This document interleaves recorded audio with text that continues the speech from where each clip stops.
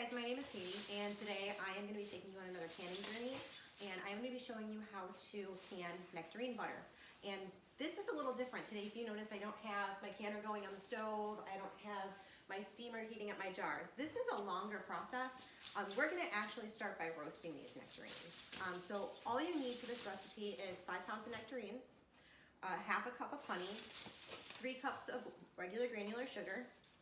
I have a half a teaspoon of cinnamon and a 1/4 teaspoon of cardamom, and I have just a handful of cloves, or cap full of cloves. And what we're going to do is we're going to cut these nectarines in half.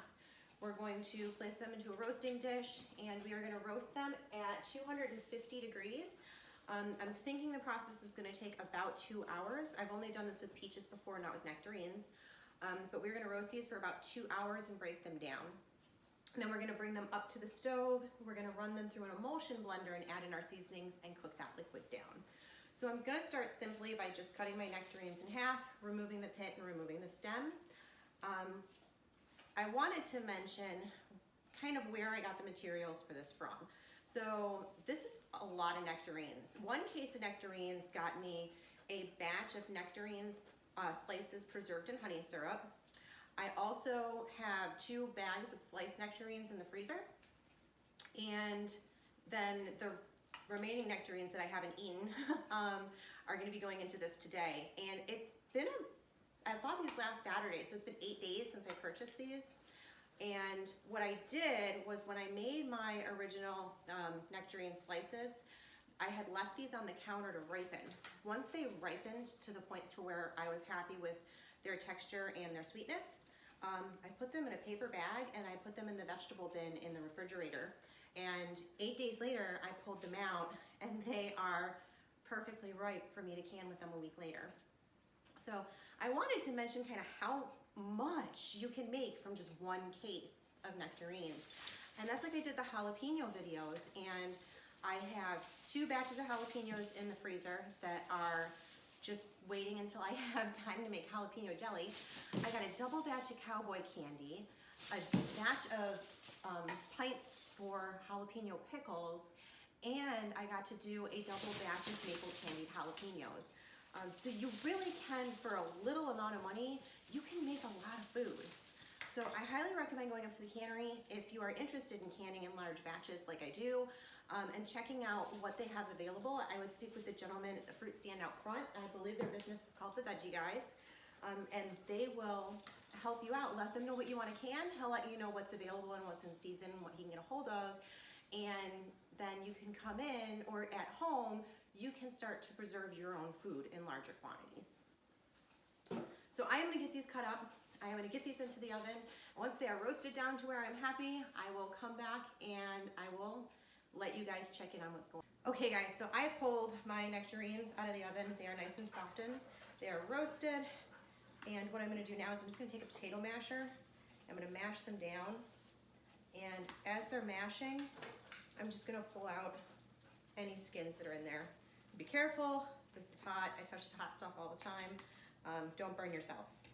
So I'm just going to mash these up and pull skins. So slowly I'm going to transfer these nectarines to the pot. They are really hot, and there's a lot of liquid in here, so I just want to make sure I'm not going to spill anything. I have most of the skins out. Looks like there was just a few stuck in the bottom for me to grab.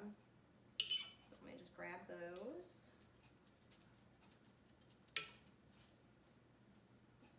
So now I have my nectarines in my pot. I'm going to take my emulsion blender, and I'm just going to blend this into a pulp.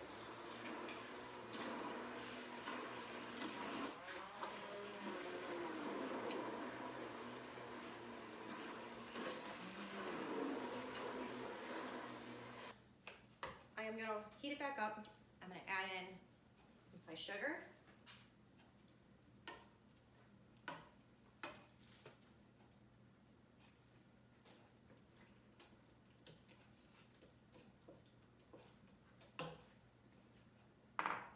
Honey.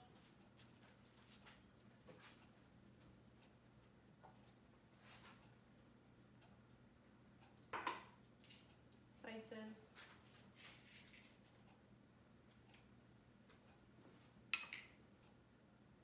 ingredient. And I'm gonna stir this all in. Now it's still watery, so this is not at a buttered consistency yet. And when I can it, I need it to be at a buttery consistency. So I'll show you what this looks like, but this is gonna sit on the stove and this is gonna simmer until I can get probably about half the water out of here and then can it. So this is my current consistency and it is just really liquidy. And the way to test this is to take a spoon and it should be able to mound on the spoon. Right now it doesn't, kind of just slides right off. It should be able to build on top of the spoon and sit. So we're gonna cook this down and I'll show you when it's ready. So here you can see it kind of like mounds on the spoon and it kind of like holds to the spoon a little better. This is a good consistency for butters. I'm gonna actually let this thicken for about another 10 minutes or so and then we'll start to can it. And here you can see I have my lids and bands. I just turned those up. Here I have my canner with hot water inside, ready to go. Okay guys, so my nectarine butter is done. I like the consistency, so I removed it from the heat for now, and then we're gonna come over here and we're gonna start filling jars. I'm gonna get these jars as close as I can, and it's a little different with jams and jellies compared to the other ones that you've seen, because we're actually gonna get these jars up to 1/4 of an inch head space, which is pretty close to the lid. So I'm just gonna go ahead and fill these up.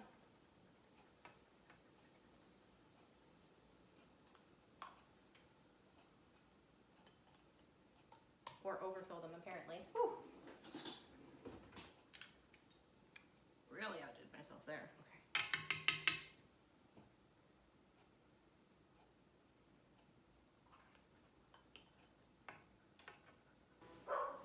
So now I'm just going around my jars and I'm just making sure that each of the jars is at 1/4 of an inch headspace.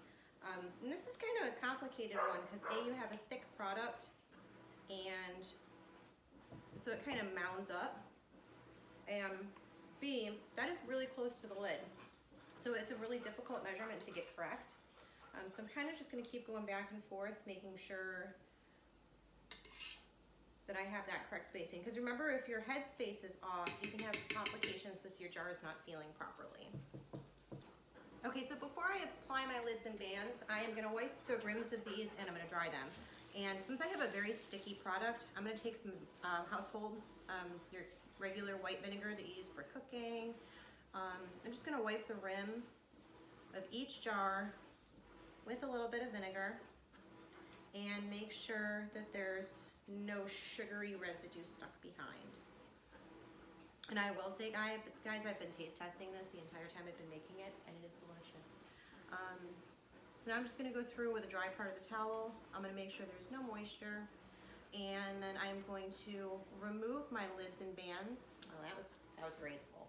I'm gonna remove my lids and bands that are currently boiling on the stove behind me.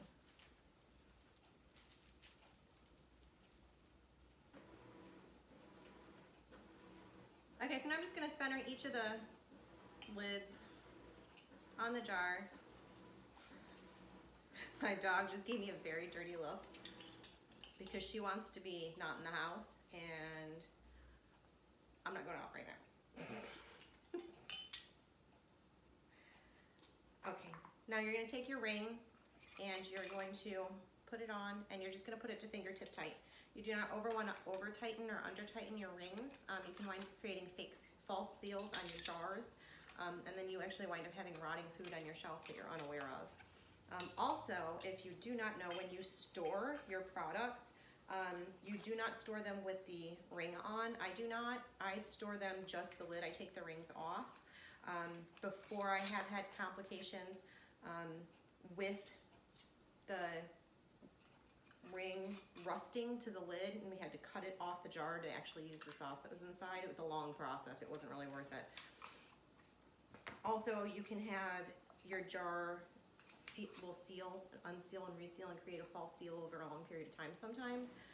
Or if your seal goes bad, it could somehow reseal itself, and you don't want to do that with food that you're trying to keep for storage.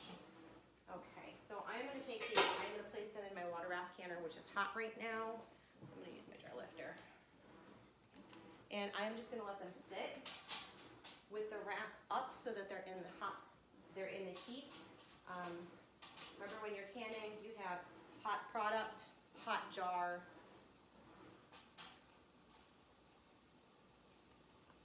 So I'm just gonna put these in the canner and I'm gonna leave them with the rack up. I'm gonna allow these to sit in the heat while I start canning my next batch of jars that are preheating in the warmer right now.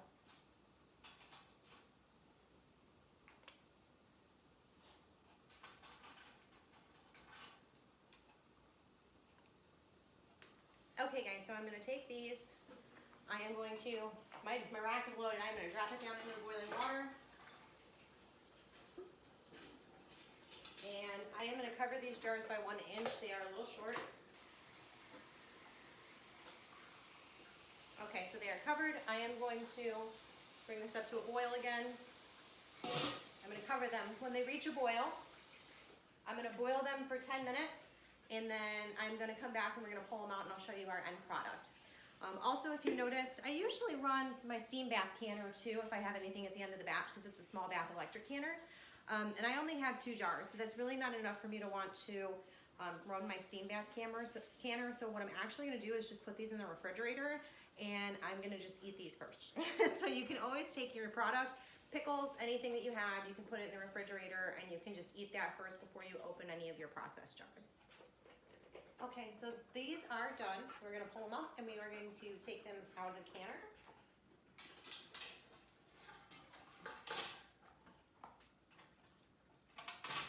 They're really close together, so I am going to use these gloves to start and then I'll switch to the jar lifter. Oh, they're popping already, how cool.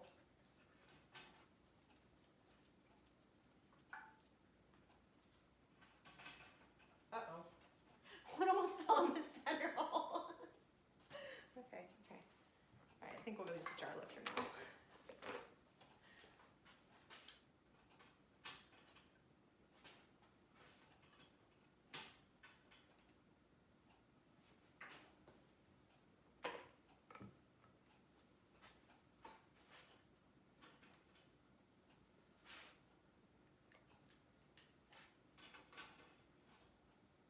Now, the thing to remember about butters is when it's hot like this, it's gonna be kind of runny inside the jar. As these lids seal, the butter is gonna set, and as it cools, it will thicken. So if it seems a little runny at first, don't worry, it will thicken overnight. Oh.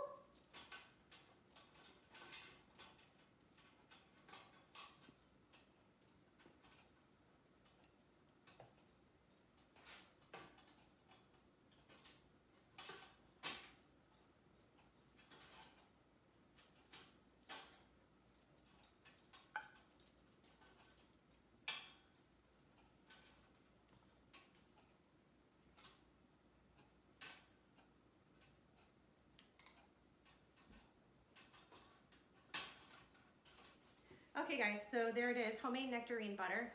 This one takes a little while. It's not the processing time that takes the longest, it's the cook down time in order to get your product thick enough to become a butter. And what I'm gonna do is I'm gonna let these sit for tonight. Tomorrow, early in the morning, I will get up and I will take the rings off of all of these. I will lift them from the lid.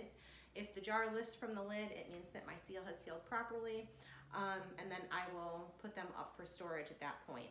So I hope that this inspires you guys to kind of get into how your own food is processed.